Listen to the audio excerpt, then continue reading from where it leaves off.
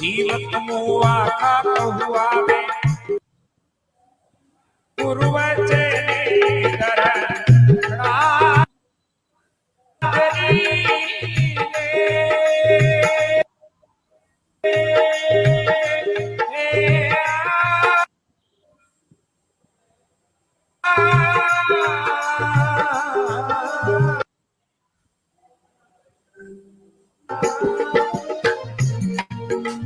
अमर हुआ संसार मेरे गोपी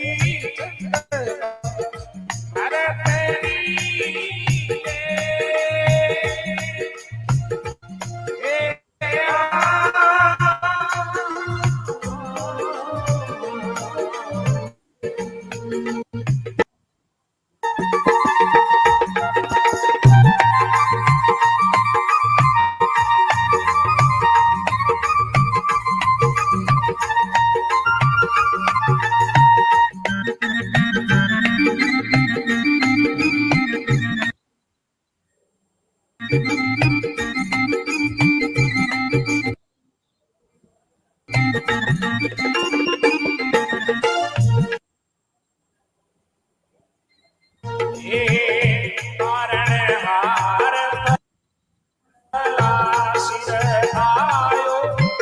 जे कोई तीरे तो तिरियो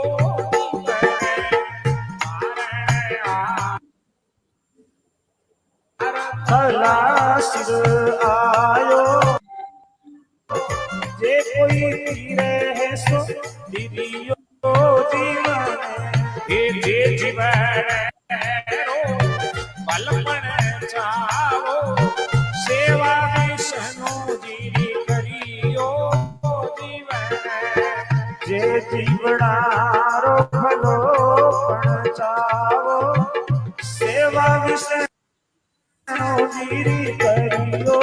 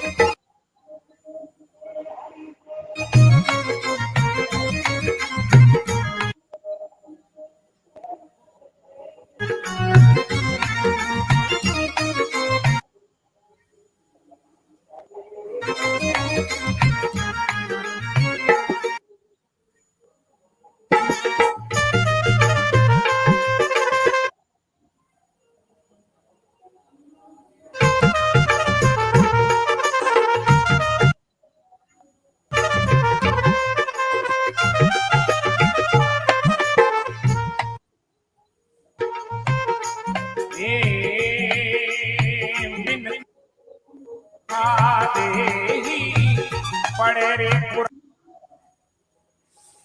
पुरानी भले नहीं लाभ पुरियो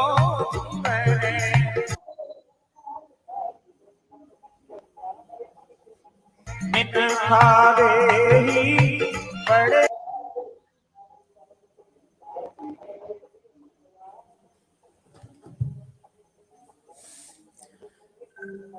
निवण प्रणाम। जामणी साहित्य अकादमी बीकानेर के तत्वाधान में आयोजित जामणी साहित्य संवाद श्रृंखला के तहत आज 27वीं कड़ी में आप सभी का हार्दिक स्वागत और अभिनंदन है। आज का हमारा प्रमुख विषय होगा जामणी साहित्य में संगीत विधान, अर्थात जामणी साहित्य के अंदर संगीत की महत्ता और जामणी साहित्य के अंदर संगीत के माध्यम से किन किन मुमुक्षुओं ने न केवल मोक्ष की प्राप्ति की अपितु जामणी समाज के जो नैतिक मूल्य और नैतिक सिद्धांत है उन नैतिक सिद्धांतों का व्यवहारिक रूप से संगीत के माध्यम से किस प्रकार से प्रचार प्रसार किया। आज के हमारे कार्यक्रम के मुख्य वक्ता पूज्य आचार्य स्वामी सच्चिदानंद जी लालासर साथरी से हैं।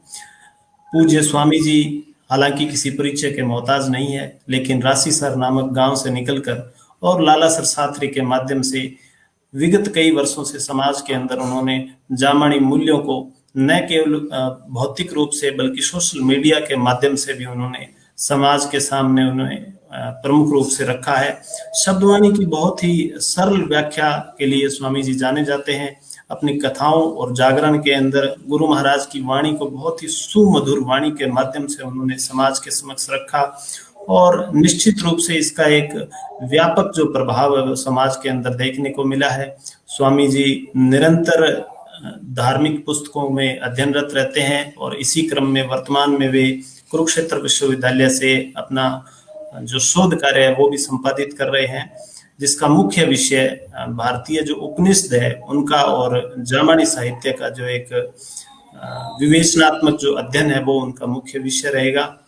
तो आज चूंकि संगीत स्वामी जी का भी प्रिय विषय है और स्वामी जी संगीत के लिए प्रमुख रूप से जाने भी जाते हैं, आज विश्नोई समाज का ऐसा विरला ही कोई घर होगा जहां पर सुबह या शाम स्वामी जी के जो मधुर गीत है, स्वामी जी के जो मधुर साखियां हैं, स्वामी जी के जो मधुर भजन है वे नए गूंजते हों।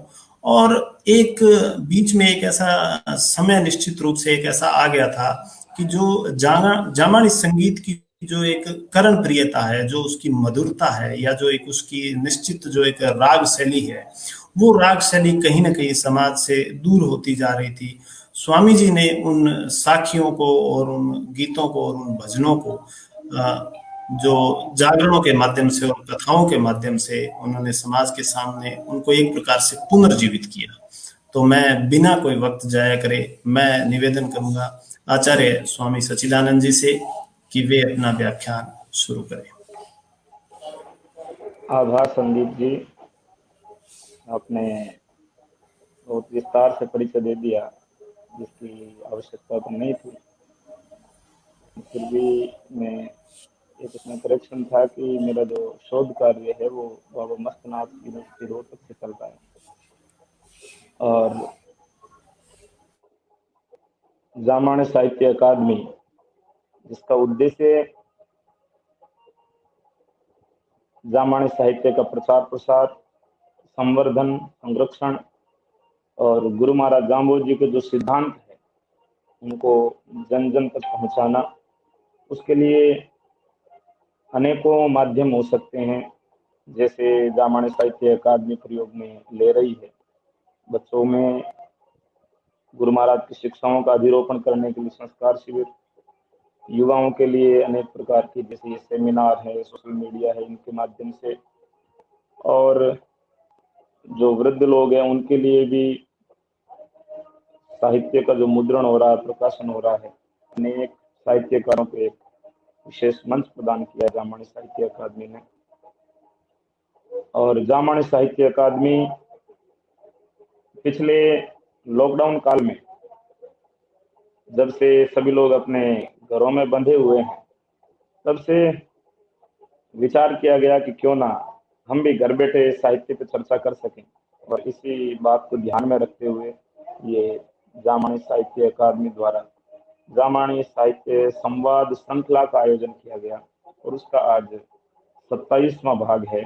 और मुझे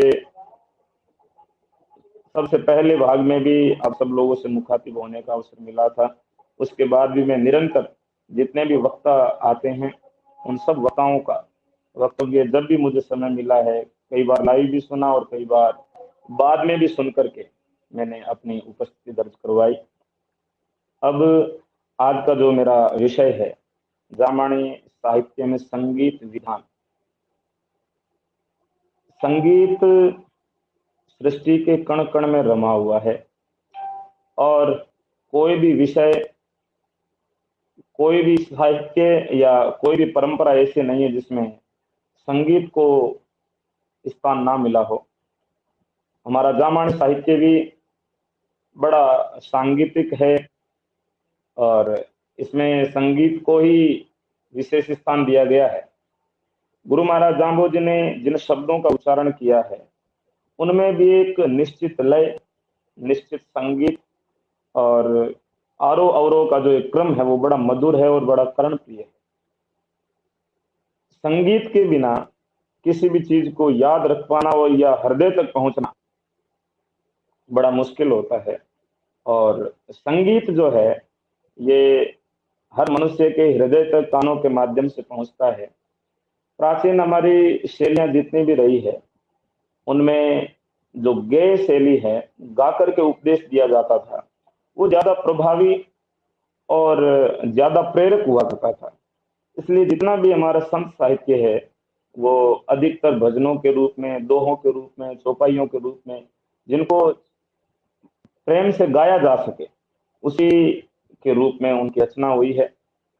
तो गुरु महाराज जाम्बो जी ने समराथल दौरे पर बैठ करके शब्दों का जो उपदेश दिया है, परमानंद जी बेनीवाल ने अपने एक हरजस में लिखा है कि जो जन धुन शब्दा की सुनिए घट परमल री वास, दर्शन जाम्बे जीरो माने आछो लागे महाराज दर्शन जाम्बे जीरो। जो जन धुन, एक योजन तक गुरु महाराज के शब्दों की धुनी सुनाई पड़ती थी। और गुरु महाराज के शब्द जब आसपास में बैठे लोग भी शब्दों का पाठ करते हैं, आजकल तो माइक की व्यवस्था हो गई है, रेडियो आ गए हैं, अनेक प्रकार के माध्यम आ गए हैं जिनसे वॉल्यूम को और आगे बढ़ाया जा सकता है, लेकिन उस समय ऐसी कोई व्यवस्था नहीं थी। लेकिन फिर भी जब हमारे पुरखे एक साथ बैठ करके लयबद्ध शब्दों का उच्चारण करते थे तब हृदय को बड़ा आह्लादित करने वाला, आनंदित करने वाला और बड़ा सुखद, एक मन को शांति देने वाला था। और संगीत एक ऐसा विषय है, 7 स्वरों में आबद्ध, ये एक पूरी दुनिया है, पूरा दरिया है, जिसमें बहुत से हमारे जो संगीत विशारद है, संगीत के विशेषज्ञ हैं, उन्होंने इसमें निमंजन करके संगीत के अनेक विधाएं हमारे सामने उपस्थित करी है और जिनका हम आज भी रसपान कर रहे हैं।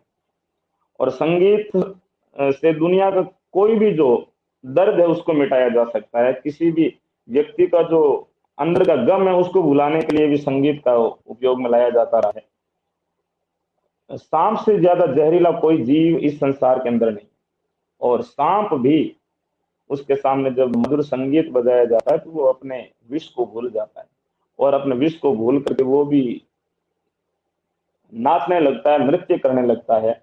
और संगीत, गायन, वादन और नृत्य, इन तीनों का जो समन्वय स्वरूप है उसी को संगीत कहा जाता है।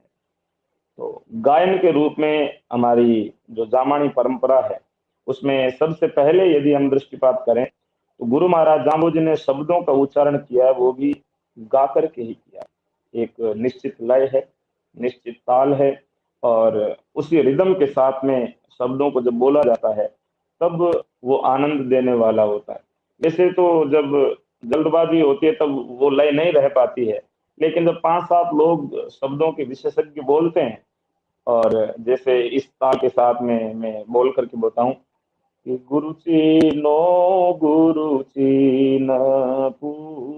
पुरोहित, गुरु मुख धर्म बखानी, जो गुरु होय बा सहजे शीले, सब दे ना दे वेदे, ती गुरु का अलंकार पीछानी। तो इस लय के साथ में जब बोलते हैं तब चाहे शब्दों को समझ में ना आता हो, लेकिन फिर भी जब आंख बंद करके हम जो ध्यान के क्षेत्र में, मेडिटेशन के क्षेत्र में थोड़ा बहुत अनुभव रखते हैं, वो जब आंख बंद करके ध्यान लगाते हैं तो स्वतः ही ध्यान लगता है और हमारे हृदय के जो तार हैं वो झंकृत होते हैं और एक पॉजिटिव वाइब्रेशन जो है शब्दों के माध्यम से मिलती है। तो वो इस लय में, इस संगीत से वो उत्पन्न किया जा सकता है। एक इस लय में बोला जाए और एक में जल्दी जल्दी बोलो कि गुरु जी ने पुरोहित गुरुमुख धर्म बखानी, तो उसमें वो आनंद नहीं रहेगा।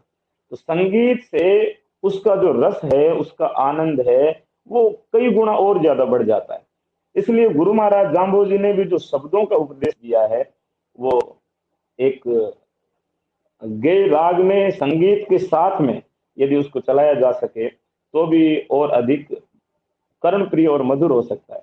मेरा भी इस विषय में कार्य चल रहा है और जल्दी ही एक रिकॉर्डेड मधुर लय और ताल के साथ में शब्दों की रिकॉर्डिंग ऑडियो मैं चाहता हूं कि वो आप सभी के सामने उपस्थित होगी। तो शब्दों को हम यदि और आगे बढ़ाना चाहते हैं और ज्यादा वैश्विक पटल पर ले जाना चाहते हैं, तो संगीत के साथ में यदि इसको रखा जाए तो और ज्यादा प्रभावी और ज्यादा लोगों तक हम लोग पहुंच सकते हैं।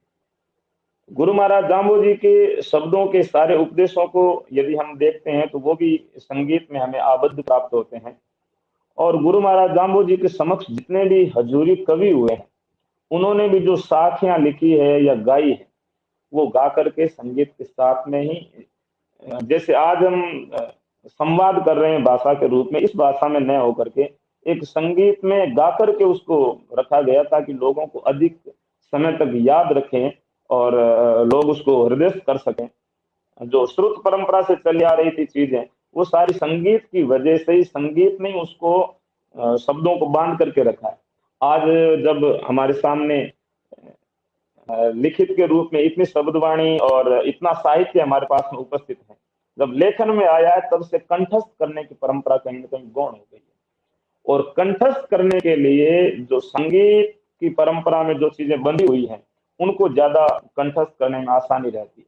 जैसे हमारे घरों में माताएं बहनें गीत गाती है, शादी के अवसर पे, विवाह के अवसर पे, या रात्रि जोगा होता है, या बधावा होता है, किसी के जाने के बाद में उसके पीछे भी भजन संकीर्तन होते हैं, या अनेक रूप में जो माताएं बहनें अपने भजन संगीत गाती है, वो कहीं पर भी लेखन में नहीं है प्राप्त, बहुत कम मिलते हैं। और लेखन से बहुत सारे लोगों ने लेखन किया भी है, लेकिन घरों में जो माताओं बहनों को भजन संगीत या जो वैवाहिक गीत हैं, वो सारे के सारे श्रुत परंपरा से प्राप्त हुए। और श्रुत परंपरा में उनका जो विशेष आकर्षण का कारण होता है, वो उसकी एक राग और वो संगीत ही है। यदि हम लिख करके दे दें तो शायद वो याद नहीं हो सकता, लेकिन संगीत से आबद्ध जब उसको गाया जाता है तो हर किसी को याद रह जाता है। हमें भी कई बार जब हम बैठे रहते हैं तब गानों के या भजनों के कई चरण होते हैं जिनको हम गुनगुनाते रहते हैं, लेकिन गुनगुनाने में वो राग जो होती है वो ही हमारे हृदय को आह्लादित करती है, हृदय को आनंदित करती है। तो जितने भी हमारे हजूरी कवि हुए हैं, सबसे जो मूर्धन्य कवि हुए हैं, उदो जी नैन मेहमाई की सेवा करते थे और वो संगीत कला में निपुण थे। संगीत में मतलब तीनों कलाओं में निपुण थे, नृत्य भी जानते थे क्योंकि वो मेहमाई की सेवा करते थे, वहाँ नाच करते थे, तो नृत्य में भी उनकी पकड़ थी और वादन भी करते थे। उनके जब आरती वगैरह होती है तब वहाँ एक विशेष संगीत, नगाड़े भेरी मजीरे वगैरह बजा करके संगीत पैदा किया जाता है। और गायन में भी उनकी अद्भुत पकड़ थी। आज भी जब हम उदो जी की साखियों को गाते हैं तब हमें पता चलता है कि उनकी जो संप्रेषण शैली है वो संगीत की वजह से इतनी ज्यादा मजबूत और सुदृढ़ बन पाई है। तो उदो जी नैन की हजूरी साखियां, हजूरी आरतियां, आज हम गुरु महाराज जाम्बो जी की आरतियां गाते हैं या गुरु महाराज जाम्बो जी के प्रति लोगों में श्रद्धा है, तो श्रद्धा को बनाए रखने में कहीं ना कहीं संगीत का भी बहुत बड़ा योगदान। हमारे संतों ने, हमारे गायकों ने, जो हमारा गायनाचार्य वर्ग है या जो सदग्रस्त समाज से भी जो लोग बड़े प्रेम भाव से साखियों का गायन करते हैं, तो गा करके उसके गाने के बाद में जो उपदेश दिया जाता है वो ज्यादा प्रभावी होता है। जैसे हमारा जो लाख होती है वो पिघली हुई होती है, उसके बाद में उस पर मोहर लगाई जाती है तो जल्दी लगती है। ऐसे ही जब हमारा हृदय पिघलता है, भक्ति के भाव में, श्रद्धा के रंग में भीगता है, तो भीगे हुए हृदय के ऊपर जब हम ज्ञान का थोड़ा रंग लगाना चाहते हैं या कोई निशान अंकित करना चाहते हैं तो करने में आसान रहता है। इसलिए संतों ने कहा कि साखी साबण संत जल सतगुरु सरवर तीर, मन धोबी तन पाटड़ा पावन हो शरीर। साखी है वो साबुन है, लेकिन ज्ञान का साबुन तभी लगेगा जब हमारा हृदय जो है भीगा हुआ होगा। हृदय रूपी कपड़ा, मन रूपी कपड़ा यदि भीगा नहीं है तो उसके ऊपर हम साबुन घिसते रहो। सूखे हृदय के ऊपर यदि हम साबुन घिसते रहेंगे तो ज्ञान लगेगा नहीं। इसलिए ज्ञान को चढ़ाने के लिए उसके ऊपर भक्ति का रंग, श्रद्धा का रंग, भाव का जो जल है उसमें भिगो करके उसके बाद में दूसरे ज्ञान के रंग लगाए जाए तो वो लगते हैं, नहीं तो वो ज्ञान का रंग गहरा बैठता नहीं। तो गा करके हृदय को आरतियां गाई जा रही है, तो आरतियां हृदय के आर्थ भाव से भगवान की के प्रति जो समर्पण है वो शब्दों के माध्यम से बाहर निकलता है, वो आरतियां कहलाती है। तो आरतियों के माध्यम से, साखियों के माध्यम से संतों ने जितनी भी रचनाएं की है वो सारी की सारी संगीत में आबद्ध है। उसके बाद में जो हमारी बहुत ही प्रसिद्ध कथा है आलम जी महाराज की। आलम जी जामानी समाज के बड़े मूर्धन्य गायक थे, और आज के जितने भी गायक हैं उनके तो होड़ नहीं कर सकते, ये या ये कहूं कि वो तो एक प्रकार के सागर थे, और आज के जितने गायक है वो एक बिंदु के समान मात्र है। जैसलमेर में जब संगीत की प्रतियोगिता आयोजित की गई, महाराजा जो सालम सिंह जी है उन्होंने वहाँ संगीत की प्रतियोगिता करवाई, और संगीत की प्रतियोगिता में समाज के हर वर्ग को उन्होंने निमंत्रण दिया, और गाने वाले जितने समाज के लोग थे उनको भी निमंत्रण दिया। जैसलमेर राज दरबार का जो संबंध था वो गुरु महाराज जाम्बोजी के साथ में था। तब उन्होंने कहा कि इतना बड़ा आयोजन हो और विश्नोई समाज की उपस्थिति ना हो तो वो कार्यक्रम फीका रहता है।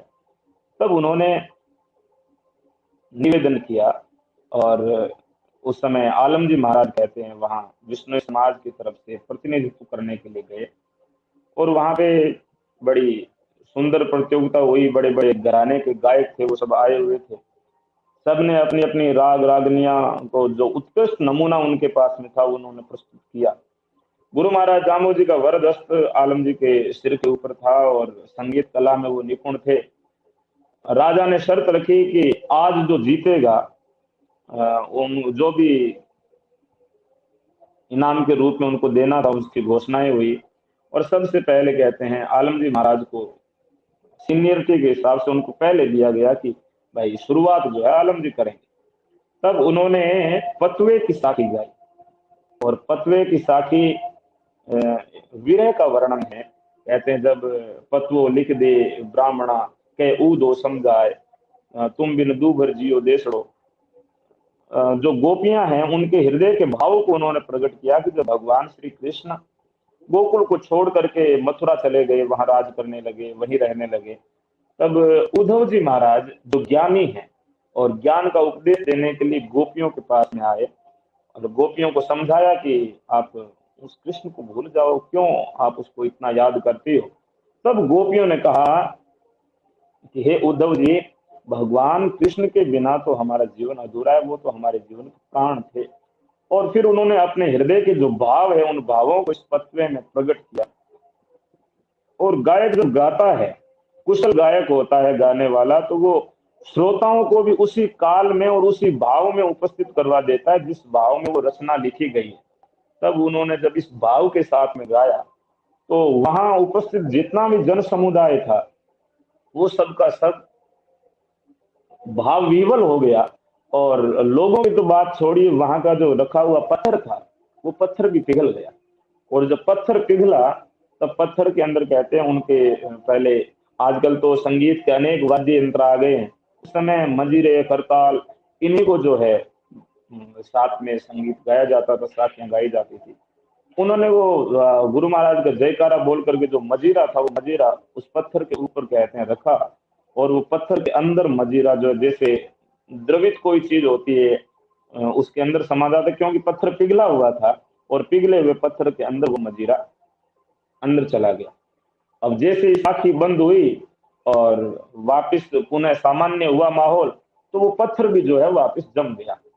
सब लोगों ने बड़े आनंद के साथ में उत्साहवर्धन किया, तालियां बजाई, जो भी उपहार स्वरूप भेंटें देनी थी वो दी गई। अब आलम जी महाराज ने कहा कि महाराज, मैंने तो अपने गायन के माध्यम से पत्थर पिघला करके मजीरा इसमें रख दिया है।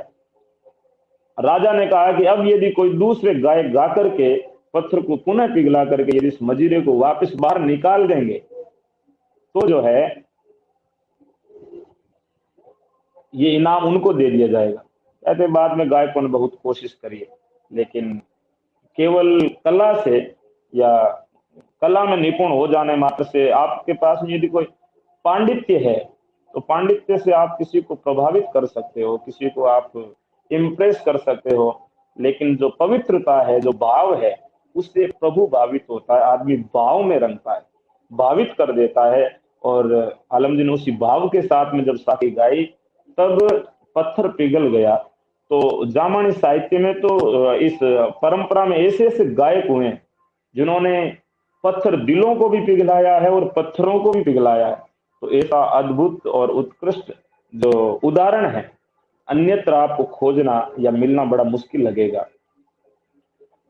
एक और कथा बड़ी प्रसिद्ध है कि जोधपुर के महाराजा थे जसवंत सिंह जी, और वो एक बार शिकार करने के लिए जोधपुर की सरहद से बाहर निकलते हैं, और जैसे ही राज दरबार से निकले विचार किया कि जहाँ विष्णुओं का क्षेत्र है वहां पे जीव जंतु जो है वो अधिक मात्रा में और स्वच्छंद और आसानी से मिल जाते हैं, तो क्यों ना वहीं चला जाए। तो राजा भी जो है चलते चलते रामरावास, जहाँ से विलोजी महाराज की समाधि बनी हुई है, और विलोजी के शिष्य परंपरा में हुए सुरजन दास जी पूनिया, सुरजन दास जी पूनिया कहते वहां पे माला जप रहे थे। और माला जपते जपते जब उन्होंने देखा कि जोधपुर के राजा जो है वो शिकार करने के लिए आए हैं, उन्होंने योग बल से देख लिया, तब उनके पास में सिद्धियां थी, और सिद्धि के साथ साथ में उनका जो गाने का भाव था वो भी बड़ा अद्भुत था सुरजन दास जी का।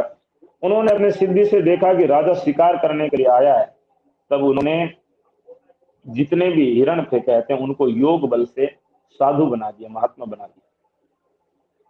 इतने सारे महात्मा जिधर भी जाओ देखते हैं कोई दूसरा जीव नहीं मिलता, साधु साधु फिरते दिखाई देने लगे।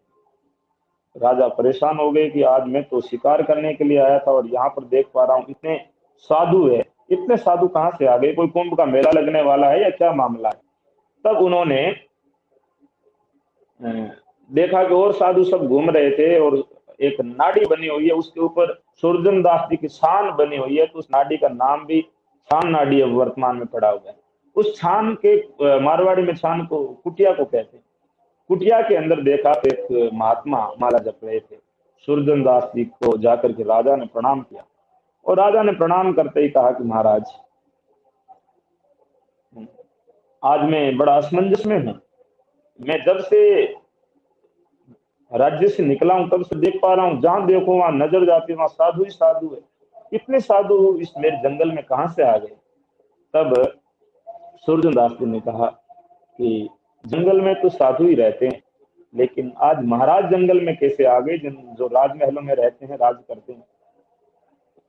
राजा ने अपनी बात वो कही कि महाराज मैं तो राजमहल में बैठा बैठा थोड़ा मन नहीं लग रहा था, तो सोचा कि शिकार के लिए जाऊं, आखेट के लिए जाऊं तो मन लग जाएगा। इतनी गलत परंपरा थी कि अपने मन को बहलाने के लिए दूसरे जीवों को मार तक दिया जाता था, और वर्तमान में भी कई स्थानों पर यह बदस्तूर जारी है। केवल अपने मन के रंजन के लिए दूसरे जीवों का हनन करना, केवल अपने जीव के टेस्ट के लिए दूसरे जीवों को मारना बहुत ही गलत और अन्याय है। तो इस अन्याय के लिए उन्होंने देखो कितने संगीत के साथ में इसका निदान किया है। इसी भाव को मैं रखना चाह रहा था। सुरजन दास जी ने एक सूल ली और राजा के हाथ में चुभ, जैसे सूल हाथ में चुभी, राजा जो दर्द से कर्रा उठा, कहा कि महाराज दर्द हो रहा है। तब सुरजन दास जी कहने लगे कि एक छोटी सी सूल चुभने से आपको इतना दर्द हो रहा है, तो विचार करो उन जीवों के बारे में जिन जीवों को आप अपनी तलवार से, अपने धारदार हथियारों से या बंदूक से जो भी आज शिकार कर रहे हैं, आप उनको कष्ट पहुंचाते हो, उनको मारते हो, उनके बारे में थोड़ा बहुत विचार नहीं किया। राजा के हृदय को ये शब्द चोट पहुंचा रहे थे। कहा कि महाराज क्या करूं, मनुष्य हूं तो सोचा कि मनोरंजन के लिए ऐसा कर लिया जाए, और मनोरंजन के लिए मैंने ऐसा किया।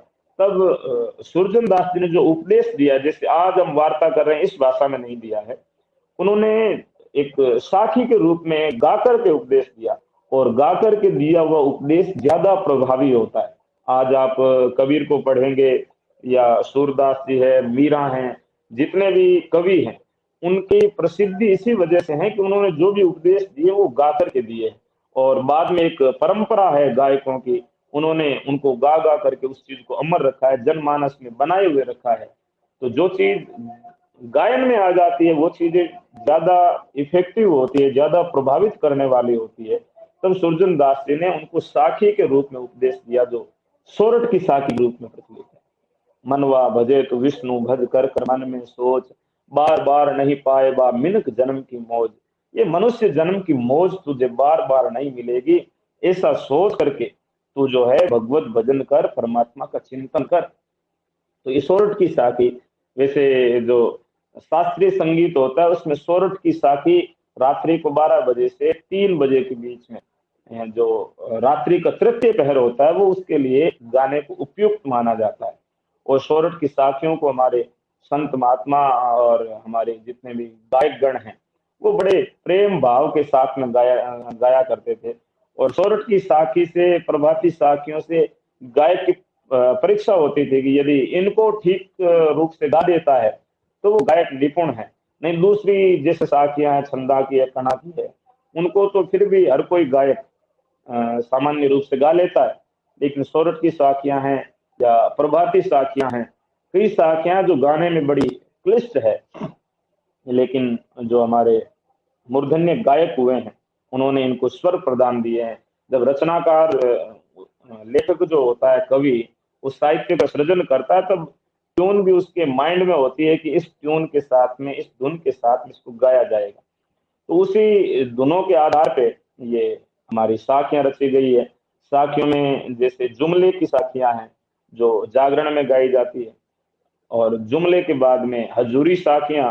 जुमले की साखियों में भी कई हजूरी है, जो हजूरी संत कवि हुए हैं उन्होंने गुरु महाराज दामो जी के सामने रची है, जैसे उदो जी की है, दूसरी साखियां वो हजूरी भी है।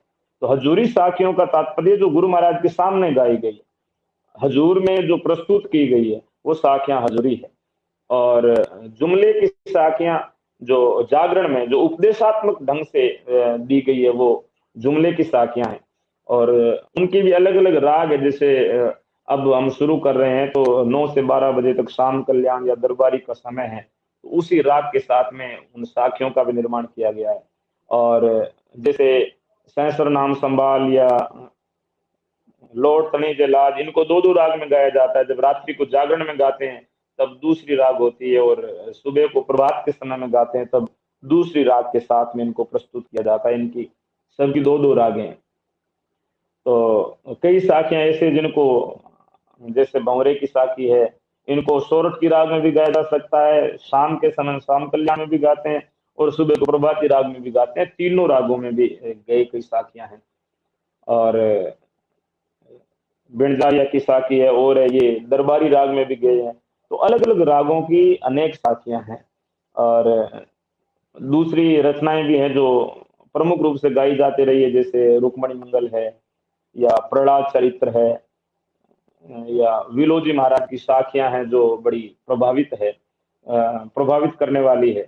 विलोजी महाराज ने जब सबसे पहले मुकाम में आगमन किया, तब उन्होंने साखी ही गाई थी कि गुरु तार बाबा तू पालक सर्व दुख भंजन, मैं अपराधी तेरा, जीवड़ो लोभी लुब्धि खूनी इन खून किया बहु तेरा, गुरु तार बाबा तू पालक सर्व दुख भंजन, मैं अपराधी तेरा। तो विलोजी महाराज ने भी अपने हृदय के भावों को जो है गाकर के प्रकट किया है। और गाकर के जब भाव प्रकट किया जाता है तो वो दूसरे लोगों को भी प्रभावित करने वाला था। और गुरु महाराज के चरणों में भी उन्होंने बड़ी सुंदर अरदास रखी, जो आज भी हम गाते हैं। तो एक सीधी प्रार्थना करते हैं कि हे गुरु महाराज, आप हमारे मालिक हो, या आप हमारे तारनहार हो, मैं आपके शरणागत हूँ, ऐसे कहते हैं। तो एक पता नहीं क्यों अंदर से जो भाव है वो कहीं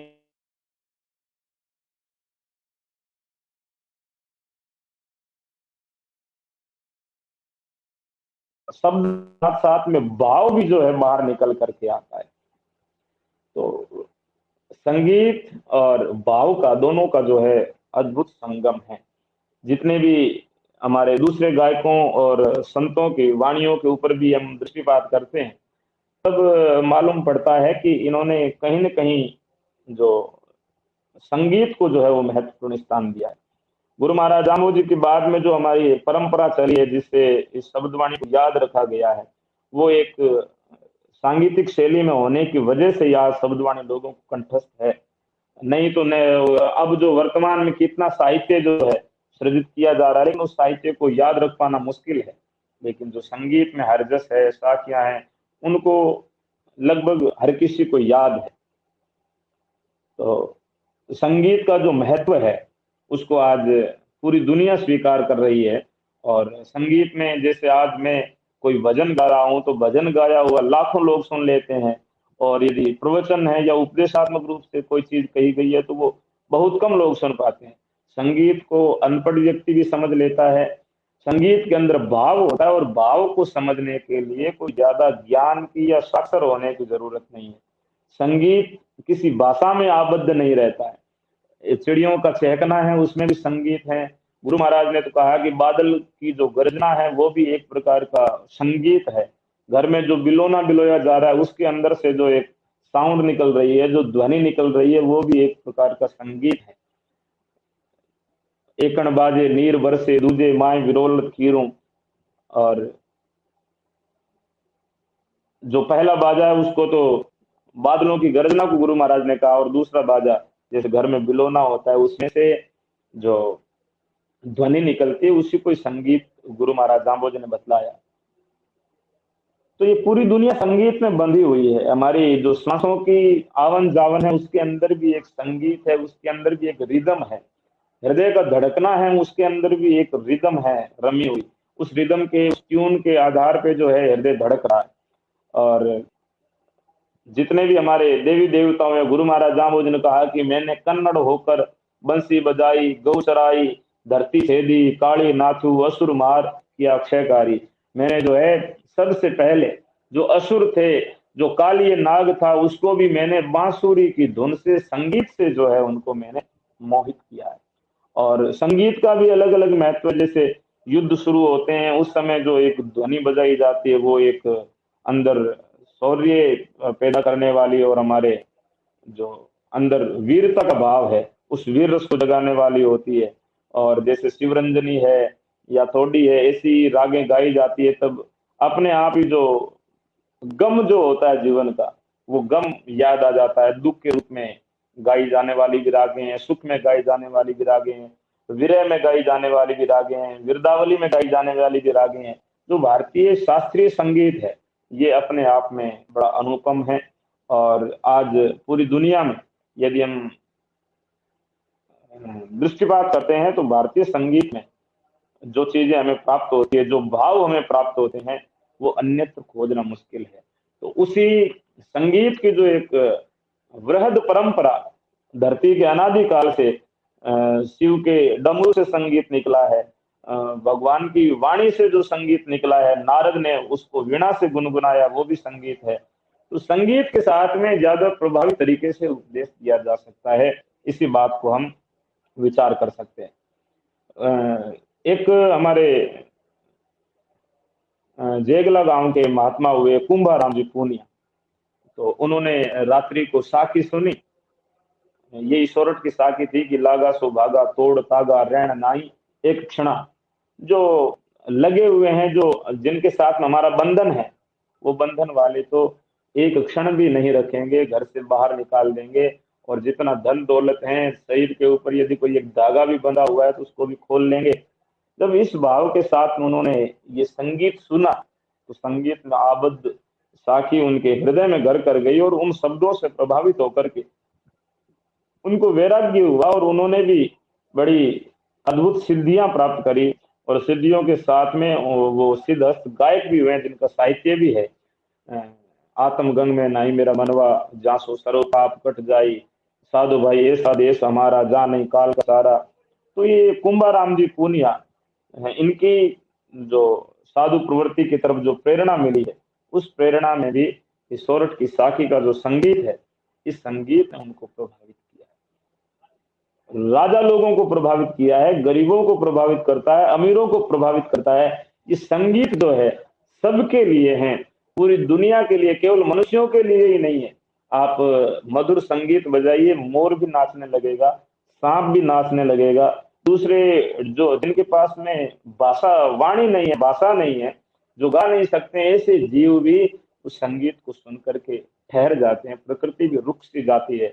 और कहते हैं जब तानसेन संगीत वगैरह गाया करते थे, भजन गाया करते थे, तब बादल भी रुक जाया करते थे, और राग दीपक गाते थे तो दीप जो है अपने आप प्रज्वलित हो जाया करता था। तो संगीत की महिमा को जितना यदि हम वर्णन करें उतना भी कम है। इतने विस्तार से संगीत का यदि हम विचार करते रहें तो पूरा जीवन भी कम पड़ता है यदि संगीत के बारे में चर्चा करते रहें। तो कुंभाराम जी पूनिया, सुरजन दास जी पूनिया और केशव जी गोदारा, आलम जी, इन्होंने जो साखियां लिखी है वो उस भाव के साथ में, उस राग की वजह से उसके अंदर वो भाव जो है उसकी गहराई आई। उदो जी नाम के एक उदो जी नैन हुए और एक उदो जी अड़ीग भी हुए हैं।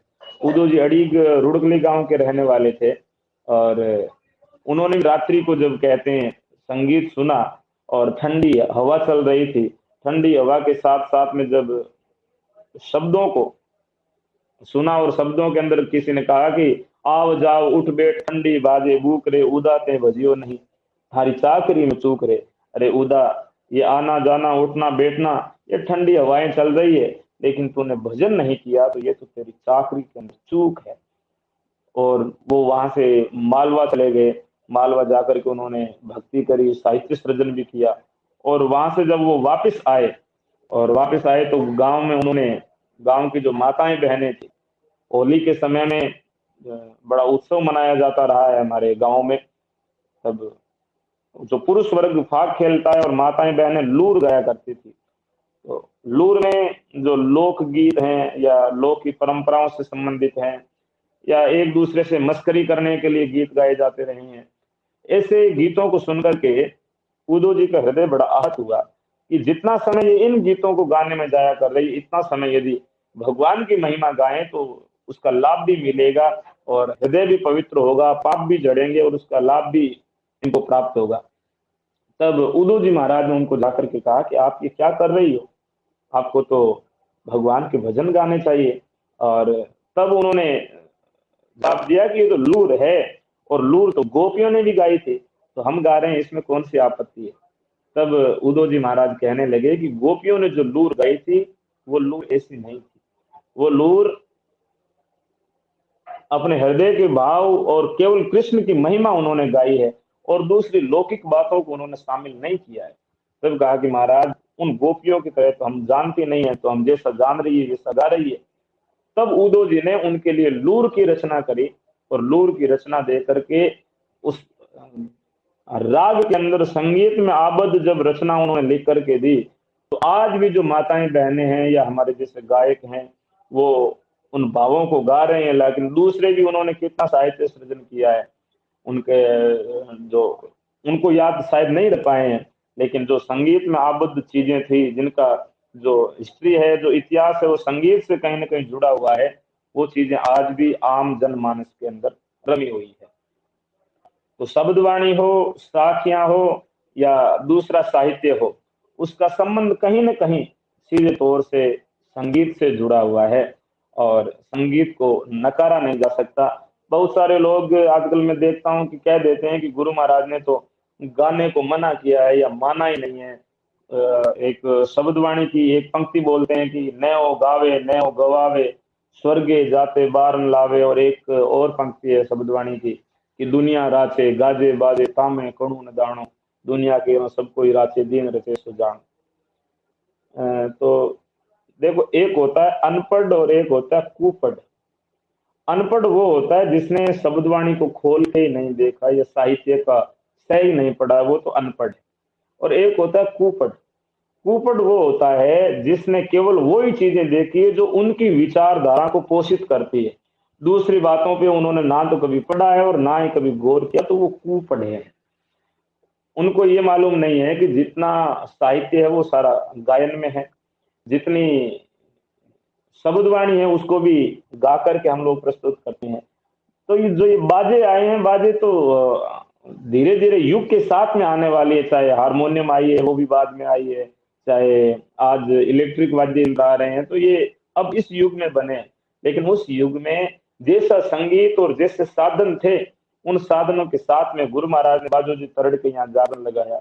जागरण में उनके साथ में मूर्धन्य गायक थे, उन्होंने साखियां गाई, उन्होंने उपदेश के लिए अनेक भजन गाए। तो उस समय भी संगीत था, गायन था, और आज भी वर्तमान में बदस्तूर जारी है। लेकिन केवल ये कह करके विरोध कर देना कि गुरु महाराज ने कहा दुनिया रात से गाजे बाजे, यहाँ गाजे बाजे का अर्थ दिखावे से है कि दुनिया जो है प्रदर्शन से ज्यादा प्रसन्न होती है। लेकिन प्रदर्शन करने से जो आपने धन व्यय किया है या जो भी चीजें आपने व्यय करके प्रदर्शन किया है, तो आपका उद्देश्य केवल ये था कि मैं लोगों तक पहुंचूं या लोग मेरे को जाने, तो लोग आपको जान गए तो उसका फल आपको मिल गया। लेकिन उसमें कण जो परमात्मा की प्राप्ति करनी थी, उसको गुरु महाराज ने कण माना, वो उससे विशेष प्राप्ति नहीं हो पाई। लेकिन प्रदर्शन को संगीत के साथ में जोड़ना शायद बेईमानी होगी, इसलिए प्रदर्शन अलग है, संगीत का अलग महत्व है। संगीत को हम नकार नहीं सकते, किसी न किसी रूप में आज भी हर कोई संगीत सुनता है। चाहे जो संगीत का निंदक है वो भी चाहे वाद्य यंत्रों को ना सुनता हो तो प्रकृति का जो संगीत है निरंतर सुनाई देता है। पक्षियों की जो चहचहाट है उसमें भी एक संगीत है, हृदय की धड़कन में संगीत है, बादलों की गर्जना में संगीत है, नदियों के जो कलकल निनाद हो रहा है उसमें भी संगीत है, पक्षियों के कलरव में जहां भी देखोगे संगीत से आप जुदा नहीं हो सकते। संगीत और प्रकृति का दोनों का जो आपस में समन्वय है वो बड़ा अद्भुत है, और इसका हम आनंद लें। संगीत के माध्यम से लोगों ने मेडिटेशन किया है, योग कर रहे हैं, संगीत के माध्यम से अनेक प्रकार की थेरेपियां दी जा रही है जिनसे रोगों का निदान किया जा रहा है।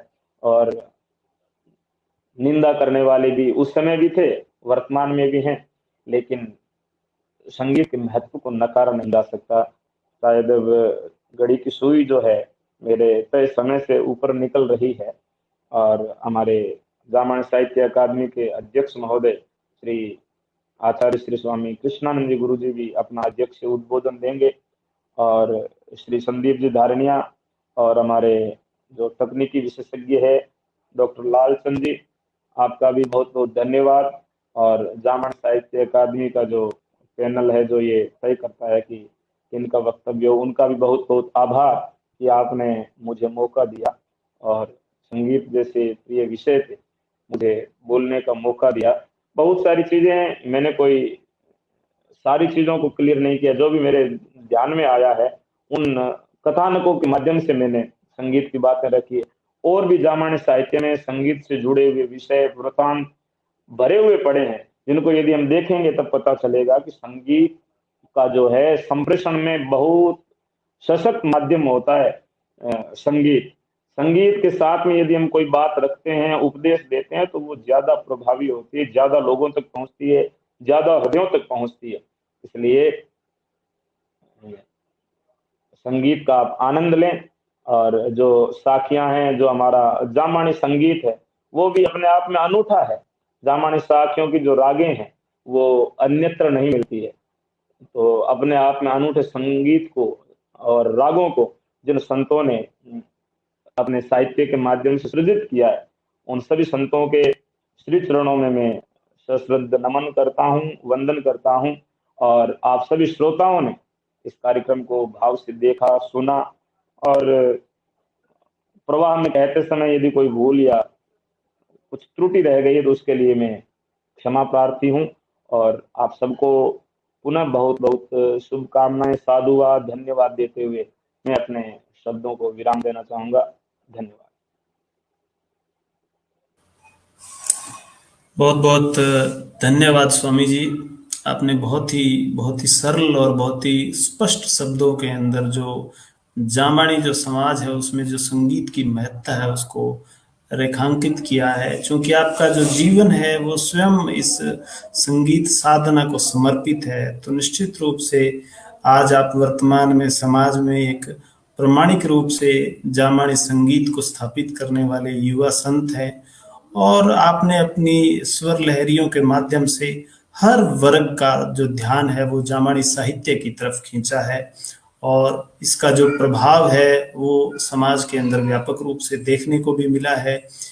और मैं आपके उद्बोधन में अपने अल्प ज्ञान के अनुसार मैं एक छोटा सा प्रसंग इसमें और उल्लेखित करना चाहूंगा कि बाबा फरीद को एक बार मैं पढ़ रहा था, तब मुझे उस समय का तात्कालिक जो भारत था, 15वीं सदी का भारत था, उस समय के अंदर जागर नाम की एक परंपरा थी, जिस परंपरा के अंदर रात रात भर जो है वो संगीत जो है वो जो सूफी संत होते थे वो गाते थे। और एक तरह से यूं कहूं कि जो हिंदू धर्म था, हिंदू धर्म जो अवनति की तरफ उस समय जा रहा था, तो भक्ति काल के जो संत थे उन्होंने संगीत के माध्यम से एक बीड़ा उठाया कि उन्होंने भारतीय जनमानस को और हिंदू धर्म को पुनः जो उनके सनातन जो चरित्र थे उन चरित्रों की तरफ मोड़ा।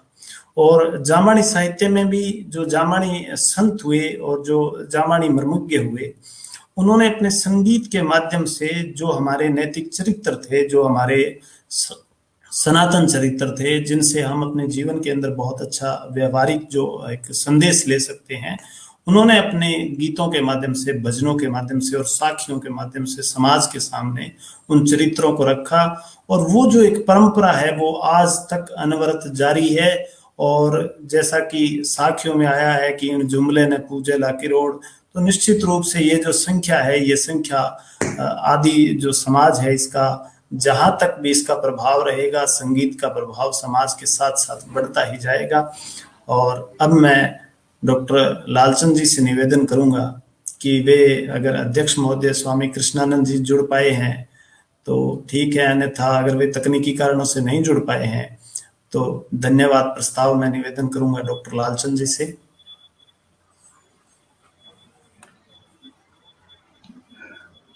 धन्यवाद संदीप जी।